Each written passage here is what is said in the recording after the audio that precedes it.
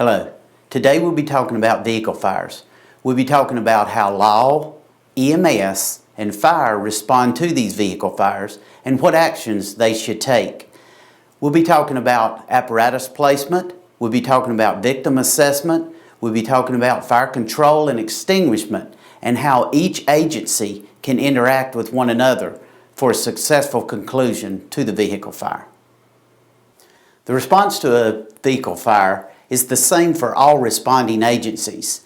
There are three priorities that every agency must adhere to for successful conclusion to the vehicle fire. Life safety, incident command, and property conservation are the three priorities for any incident, but especially for a vehicle fire. These priorities apply for all responding units: law, fire, and EMS. Life and scene safety must be your number one priority at a vehicle fire. There are many obstacles and hazards that can cause problems. That's why the number one priority is life safety in all instances. The first arriving unit should focus on the entire area to get a good analysis of what is taking place. When assessing life safety, always remember the safety of responding personnel is first and foremost. If responding personnel becomes injured or incapacitated in some way, they're not going to be able to help the victims that are involved in the vehicle fire. The first arriving units, while assessing life safety for themselves as well as the victim, needs to analyze the situation with a good scene size-up so as not to put themselves in jeopardy. Sometimes running headstrong into an incident can cause more problems than it can to help. In determining the scene safety, you also want to keep in mind of the hazards or obstacles that may be around. Bystanders, pedestrians, traffic are always a problem that the first arriving unit has to contend with. There are exposures that you need to look for.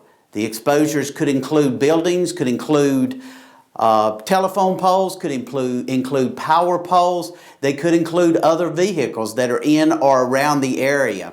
More than likely, most of your exposures in a vehicle fire will be other vehicles and pedestrians and bystanders that are trying to help. You also need to be aware of leaking fuels that are there. Until you can identify what these fuels are, you need to make sure that you stay away from the fuels and you keep bystanders and pedestrians out of those fuels. As the first arriving unit, a law enforcement officer can make sure that bystanders and others are kept away.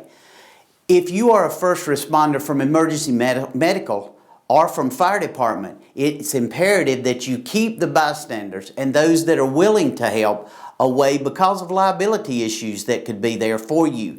Make sure that you are the ones that are taking care of the incident. Don't let outsiders take care of your incident.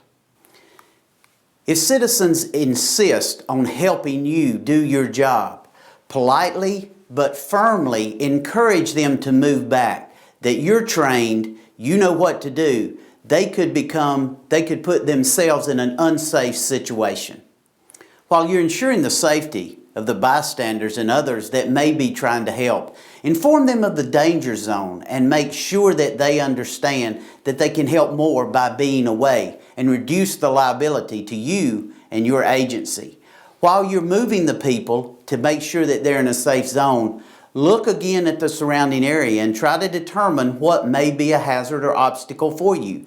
These again are going to include the exposures that may be there for you. Look for power poles. Look for lines that may have been knocked down if there was a wreck involved before this fire.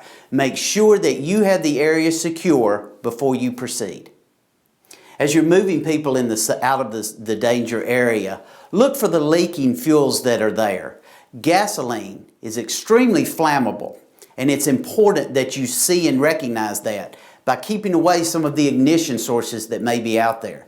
People smoking, live power lines, all of those things are ignition sources for the fuel that are there. Look for other fluids that may be leaking from the vehicle. This could include antifreeze and oil. While these are not as flammable, they can be a concern from a health standpoint to you and to the responding people and bystanders. To help that first responder differentiate between a leaking fuel and a fluid that may be safe for you, you can use your sense of smell. Gasoline has a very distinct odor. Diesel fuel has a very distinct odor, and you should be able to determine if you see any of those things, don't move in through that close to the vehicle. Remember that your life is most important. You have to make sure that you are able to help the victim. If you're not able to determine that it's gasoline, diesel fluid, then it could be antifreeze or oil, and that is a little more safer for you to move to help a victim that may be trapped in the vehicle. Always remember that every vehicle fire is different. You have to make the determination as to what is safe for you.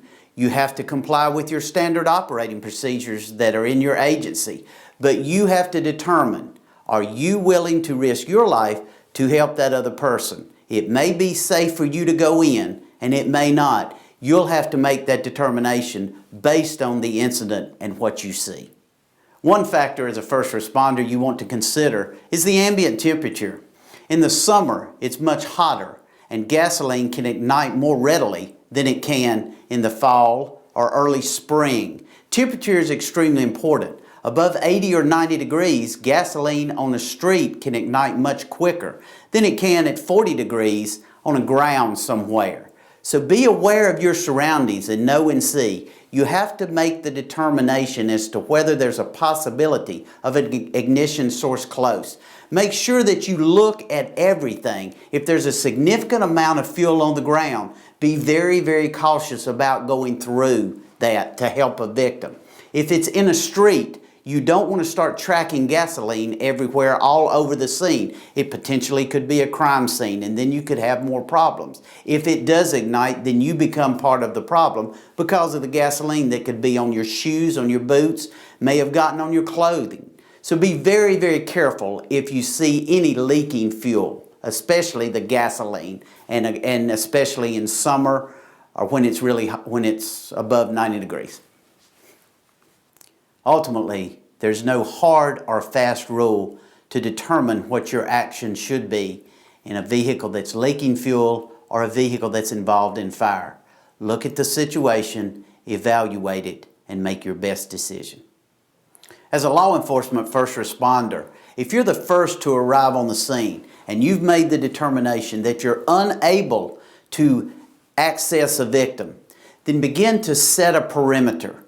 There are no hard or fast distances on a perimeter. You have to make that decision based on the vehicle, its placement, is it involved in fire, is it just leaking? You have to determine what is best, what is the best approach to the incident that you're working with. Establishing a perimeter will mean a 360-degree perimeter as a law enforcement person. Make sure that you've determined what a safe zone is. You can do that by assessing the situation and the area that you're in. Remember not to restrict access for the other responding vehicles that are coming in. Emergency medicine may want to come in and look to see and have victim access. Fire will come in with an apparatus placement to make sure that they're in the best position to extinguish any fire or be able to control any ensuing fire. As a first responder, identification of the type of vehicle that's involved will help determine the severity of the event. It could include a car, a bus, a truck and trailer, or a truck hauling some kind of container that could have product. That product could include any kind of hazardous materials, liquefied petroleum gas, compressed natural gas, oxygen, any of those kind of things. The Emergency Response Guidebook becomes a valuable tool for you in this case. Also remember that pickup trucks carry unknown cargoes. So if they're involved, there could be an unknown cargo in a pickup truck. Using the emergency response guidebook will help identify the product and provide information for public safety and emergency response. If the vehicle is involved in fire, once you've identified that vehicle, it's important to note the area that's involved. Is the fire in the engine area, the trunk area, the passage area, or is it in the undercarriage? If it is a vehicle that's transporting product, the container could be involved in fire. This is where your emergency response guidebook is extremely important for you. Placards should be on the containers that are transporting the product. Using the emergency response guidebook, you'll be able to look at the placard and determine what product or what classification of product is involved in fire. And it will give you the exact actions that you should take in terms of setting a perimeter, public safety, extinguishment, control. If you have trouble and can't see the placards, obviously the further away you are, the better you're going to be. Page 18 and page 19 of your emergency response guidebook will help you identify the type of container, which may also help you determine the placarding on it and what product it's transporting. If you're law enforcement or emergency medical services and are the first to arrive at a vehicle fire, you may have a fire extinguisher in your unit. It could be a Class A extinguisher, a Class B extinguisher, or a Class C extinguisher. You probably have a combination, an ABC extinguisher in your unit.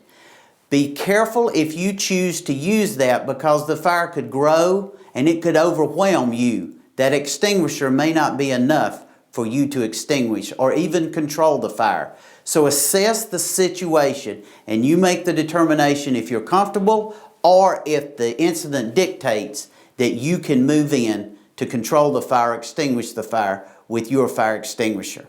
Wait for the fire department to come if you cannot decide what is safe for you.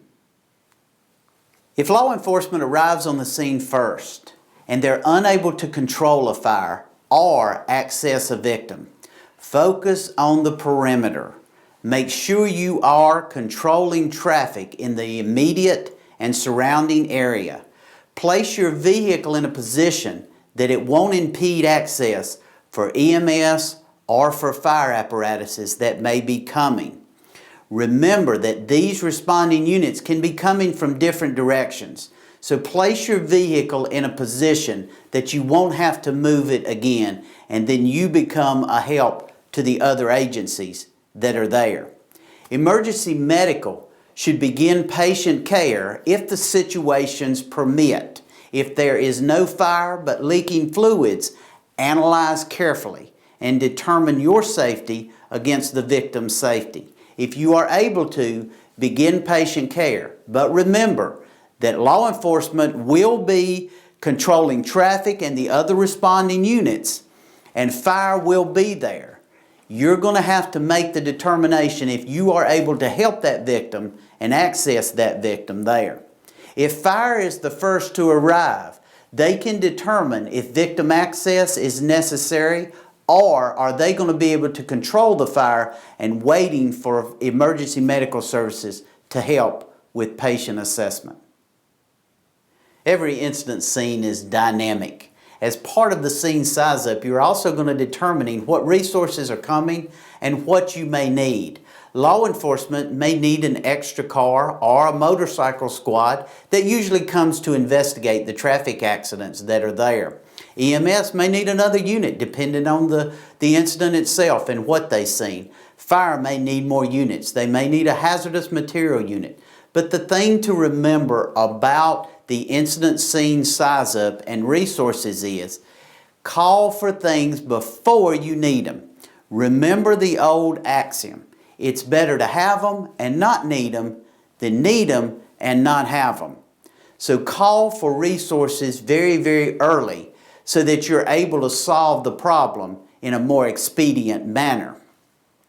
The incident commander should always be kept informed of resource needs. so that he or she may be able to call for those resources in a timely manner. And it also helps in the duplication of resources. An example of this are tow trucks. A lot of times, law enforcement will call for a tow truck and a fire department will call for a tow truck. And two tow truck drivers from different companies show up, and then we have a problem. Who's going to tow the vehicle? If we have a little communication with the incident commander, once the scene is secure and the incident is stopped, then we're able to make sure that we've got the proper resources that are there. Apparatus and vehicle placement is extremely important in a vehicle fire. If law enforcement is first to arrive on the scene, use the 150-foot rule. Park in front of or behind the vehicle, depending on your direction of response. Analyze the situation, but leave access for the other responding units.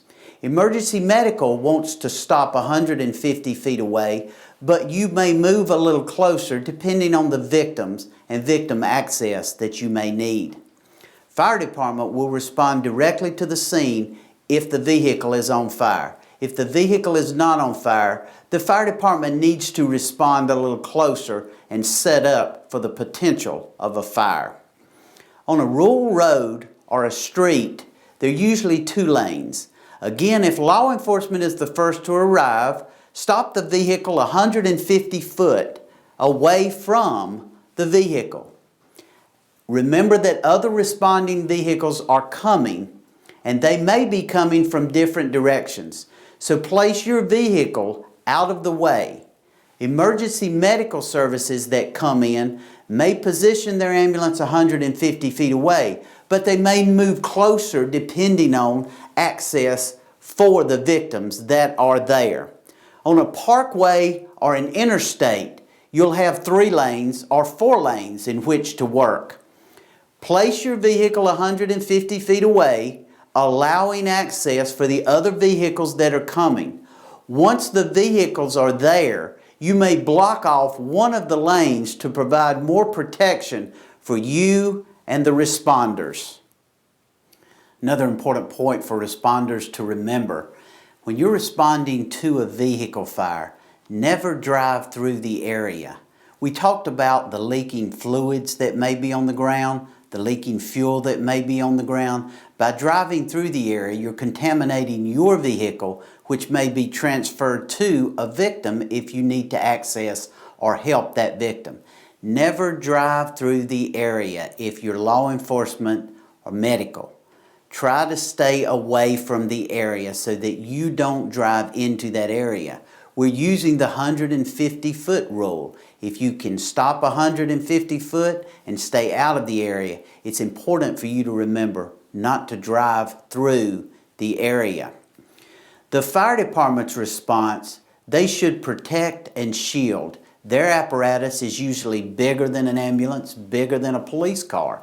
So it's important that they use their apparatus when placing their vehicle to help protect and shield the responders that may be working in that area. Fire department also needs to remember not to drive through that area also. They need to remember to place their apparatus in a position to help shield the other responders that may be working in the area, but also leave access for egress if law enforcement needs to leave or when an ambulance needs to leave to transport a victim. The first arriving unit should always establish command of the scene. It's important that the incident command system be established so that all responders know that you're working within that framework. Sometimes law enforcement or emergency medical services don't require them to announce and initiate the incident command. All fire departments should establish incident command of the scene. Command should be established and announced clearly to all responders who is in control of that incident. If the incident warrants, you probably would want to establish a unified command of 1, 2, or 3 agencies that are there. Law, fire, and EMS can come together in a unified manner to make sure that the situation is controlled. The different agencies must learn to work together, knowing their roles and responsibility. In most cases, the fire department will assume the incident command role, but it is important that law, fire, and EMS get together and train before an incident occurs so that everybody will know and understand the incident command system and recognize their place, the roles and responsibilities that they'll have to play for an actual incident. The more the volunteer fire service, the emergency medical service, and law enforcement train together before these incidents occur, the better they're going to be on the scene. The incident may appear to be a fire incident, but it very possibly could be a crime scene where law enforcement would need to take the lead in the incident command role. It could be a situation with so many victims that emergency medical may have to take control of the scene for a while. The more you rehearse, the more you train with incident command and unified command, the better you're going to be able to solve the problems that you're going to see out there in the street. Make sure that everybody knows their roles and responsibility. Put your ego aside. Remember, the victims need our help. Once we've arrived and got our vehicles in place, if the vehicle is on fire, we have to consider a fire attack mode. If law enforcement is first to arrive, they may pull their fire extinguisher, an ABC extinguisher, out and see if they can control the fire. If not, then they need to leave the extinguisher in the car and set a perimeter to protect the citizens and bystanders that are there. Control the traffic flow. Control access for the bystanders as well as the other responding units that are there. Help to establish that perimeter. If emergency medical are first on the scene, focus on scene safety. Look at the entire scene. Determine what you can do. Prepare yourself for any victims that may be on the scene. But also remember that first responders can become victims also. Prepare for them.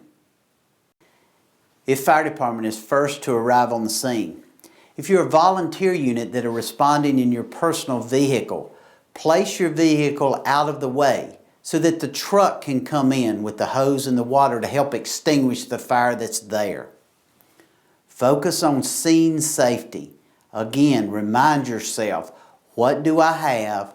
What do I need? What can I effectively solve this problem in the most safe manner? You want to pull at least 1 3/4 inch attack line. That should be the minimum line that a fire department should use to extinguish a vehicle fire. Always approach the vehicle at a 45-degree angle. This allows you better access and also a better visual on the fire. Note where the fire is. Is the fire in the engine area? Is the fire in the trunk area? Is the fire in the passenger or undercarriage area? Approach the vehicle using a straight stream, and as you get closer, change the pattern on your nozzle to a fog stream. Access all of the closed compartments. If the hood is closed, open it. If the trunk is closed, open it. Open all doors. Open them from the side, not from the front. Once they're open, prop them open with a tool or some piece of equipment to ensure your safety. Remember, the first priority for all responders is personnel safety. Do everything possible to ensure the safety of the personnel that will be operating on that scene. Constantly monitor the area. Law should constantly be aware of the perimeter that they have set. Fire department may ask them to expand or contract that perimeter to make it more safe for bystanders. Emergency medical needs to look at the entire area, not just focus on the victims that are there. Fire needs to constantly look for any leaking fluids, any leaking fuels that are there. Watch for tires. When tires become heated, you have the air under pressure, they can explode. So you have to be aware of those. Work around the tires. They could explode when heated. Disconnect all airbags. If you're working in or around vehicles that have airbags, try to disconnect the battery. But also remember, just because the battery is disconnected, that doesn't mean that the airbag will not deploy. Take precautions for those that are working inside a vehicle to prepare themselves for the deployment of an airbag. In the newer cars today, you could have 9 or 10 airbags. The airbags could be deployed from the steering wheel, from the dash, from the head, from the back. They could be deployed from a number of areas. Disconnect the batteries with the airbags and protect all personnel that are working in or around that area.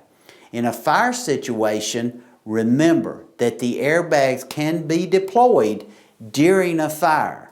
The fire can heat something that causes them to deploy. Remember that some of the newer cars have gas-operated shocks. Those shocks could be in a hood, they could be in a trunk, they could be in a hatchback. The gas-operated shocks could explode. Remember that the shocks are there and take extreme caution to keep those cooled. Disconnect them if you have a chance. Bumpers also may have shocks in them that can explode during a fire attack or the extinguishment or control of a fire. Make sure you stay away from the front and the back bumper of a vehicle when you're operating. Law enforcement needs to remember to stand to the side, the passenger side or the driver's side of the vehicle. Emergency medical services, if they're working after the fire is extinguished, doors, hoods, trunks should be propped open and they should stay away from the bumpers and the tires that are there. Remember the general stability of the vehicle. If the vehicle has not been stabilized in some way, it must after a fire is extinguished and you're helping a victim. This can be done by a chain wrapped around a tree, a chain wrapped around another vehicle. It can also be done with wood cribbing. If wood cribbing is not available, use any tool, anything that will help stabilize that vehicle. Remember, vehicle stability during a fire and after a fire is controlled is extremely important for the safety of all the personnel that are working in and around the area. Be aware of those that are just standing. Law enforcement may be, EMS may be, other firefighters may just be standing in the area. You are responsible for their safety. Make sure they are in a safe area as you complete the operation. Once the fire has been controlled and extinguished, you need to be aware of any and all victims. Victims that are in the vehicle can be accessed and cared for.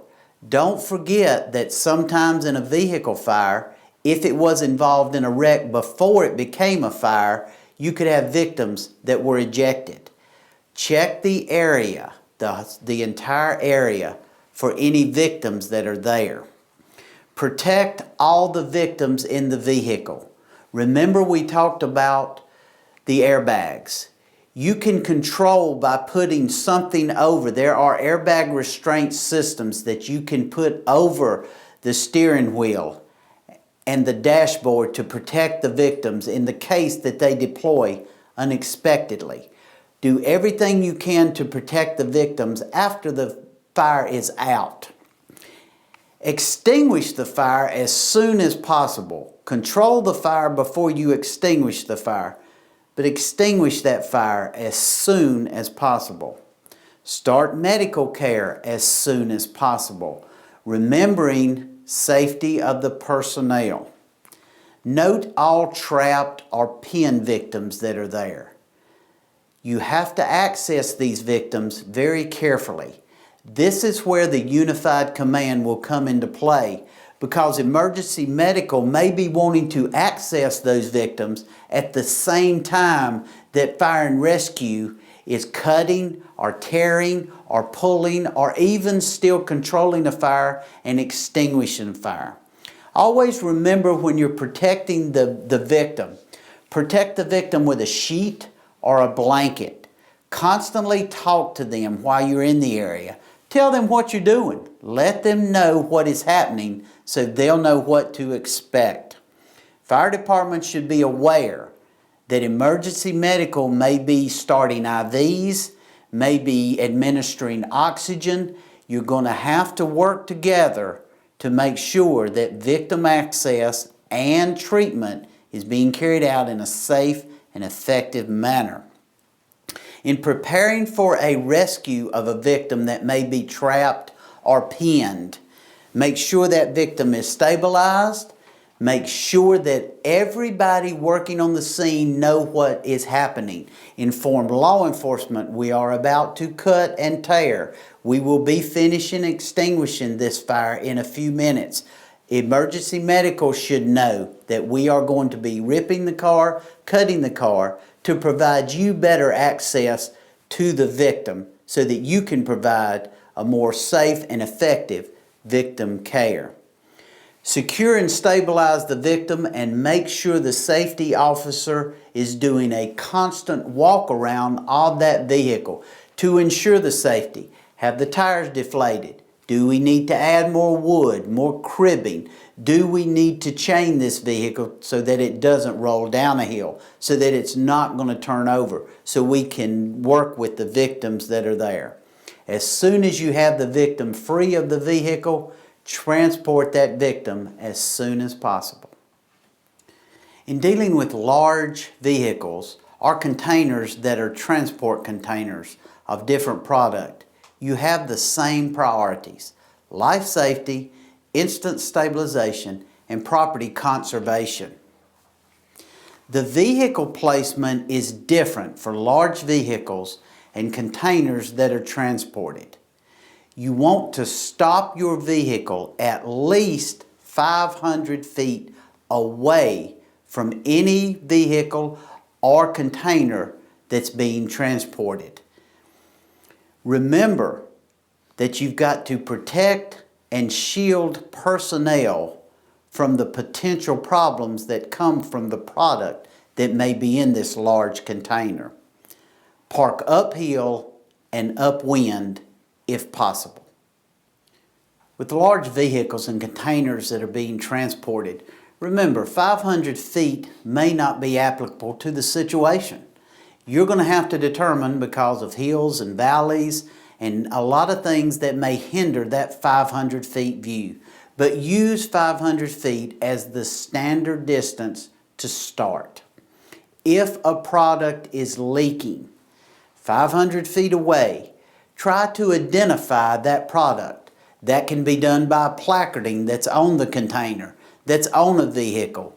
If possible, try to find the driver of that vehicle who knows exactly what he or she is hauling and are able to tell you what the product is, what happens when it's exposed to air.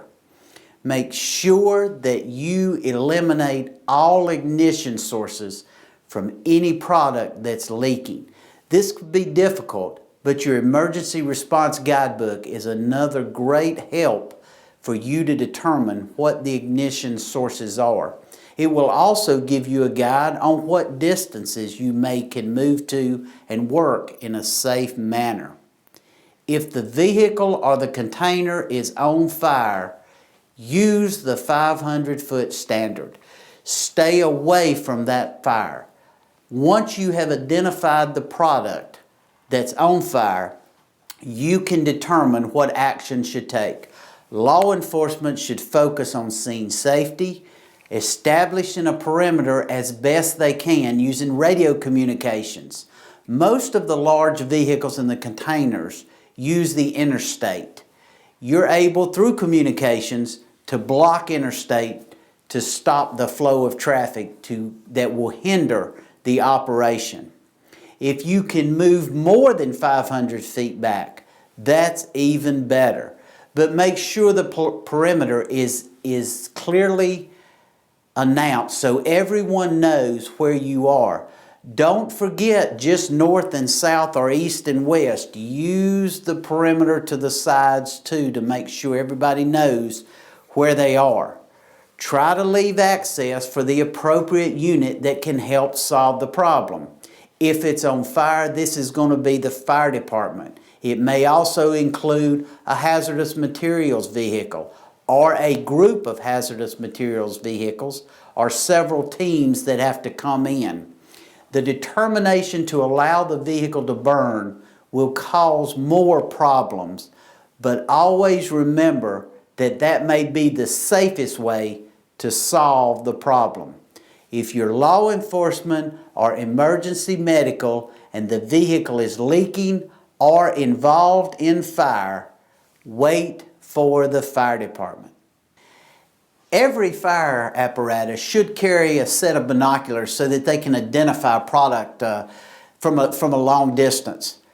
All police cars or law enforcement vehicles may not carry binoculars. That would be a good addition to the duty bag to have as a resource in the event that you come upon a large container that's involved with fire. You're better able to use that 500-foot standard to stay away from the problem, identify the product through the placarding system that's there for you.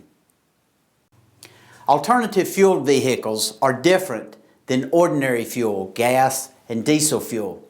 The priorities are the same: life safety, instant stabilization, and property conservation. You need to look for markings to help you identify it as an alternatively fueled vehicle. Law enforcement and fire department personnel should look for those markings in the form of a decal.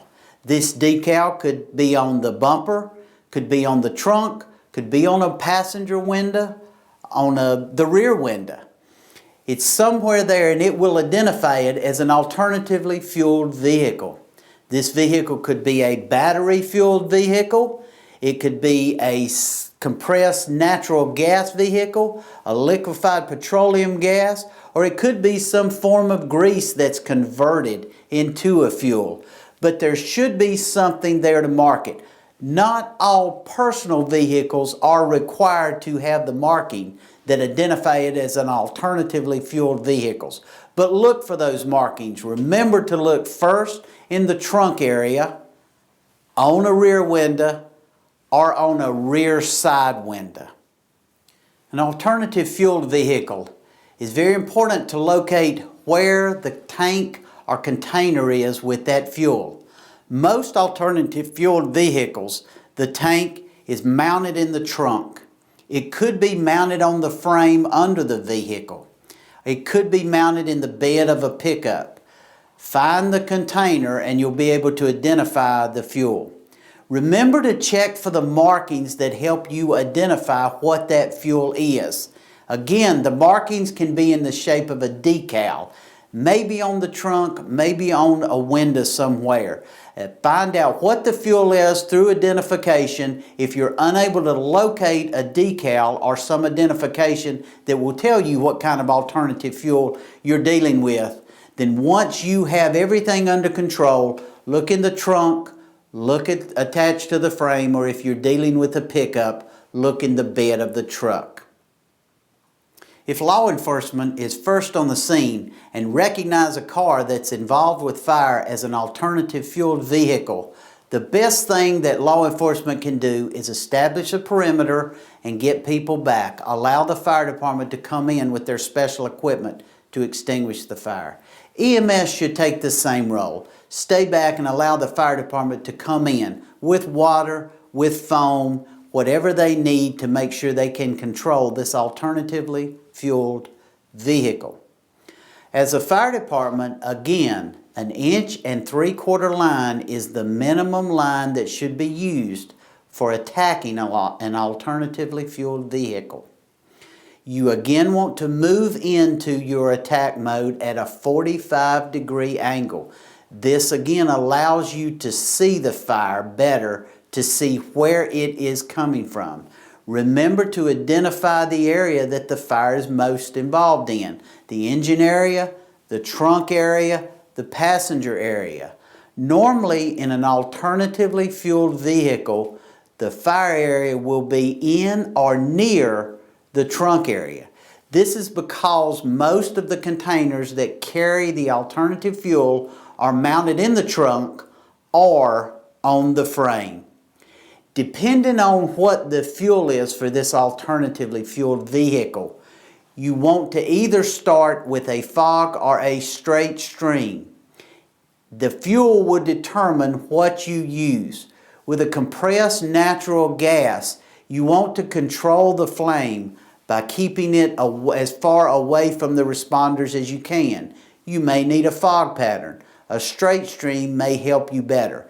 It is incident specific, and where the fire is most prevalent, the fire officer will determine whether a fog or a straight stream is necessary to begin. Control the flame before extinguishing it. In an alternatively fueled vehicle, you have to remember to control the flame because you may not be able to extinguish it as soon as you can with a gasoline-fueled vehicle or a diesel-fueled vehicle. Once you have the flame controlled, go ahead and extinguish the flame. If you cannot extinguish the flame, you may have to access the container that the fuel is in and shut the supply of the fuel off to extinguish the flame. This can be done in a number of ways, depending on what the container is and what the fuel is. You may be able to turn a valve, you may be able to cap it, but make sure you control the flame to protect yourself and the other responders. Once you have the flame extinguished, access the trunk, the engine area, and the passenger compartments very carefully. Prepare for a reigniting of the fuel if you aren't sure that you have it shut off completely. Check and secure the area for all leaks in the vehicle. In summary, safety is the first priority in the event of a vehicle fire. Safety is the ongoing priority. Make safety first always. Be constantly aware of your surroundings. Don't let anything surprise you. Watch for fluids, watch for fuels, watch for bystanders, watch for the stability of the vehicle. Remember, you've got to complete a safe operation. Look for any of the potential hazards that are there or obstacles that will impede you from having a successful conclusion to the vehicle fire. Ensure that you have placed your apparatus and all vehicles in the proper place. Check and help all the victims that are there. Remember, anybody can become a victim in a vehicle fire. It may be the victims that a victim may be in the vehicle. It could be one of the responders, or a bystander could become a victim. Prepare for these things. Constantly monitor your operation. Law enforcement, have you got the perimeter established? Is it secure? Do you need to expand that perimeter? Do you need to contract your perimeter? Emergency medical, are you sure you have identified all the patients and victims that are there? Have you triaged, treated, and are you ready to transport them? Make changes in your operation if needed. Stop what you're doing. Assess the safety of your personnel and the victims, and then move on. Monitor your personnel for safe actions. Don't allow them to do anything that's unsafe, and you will have a successful completion to any vehicle fire.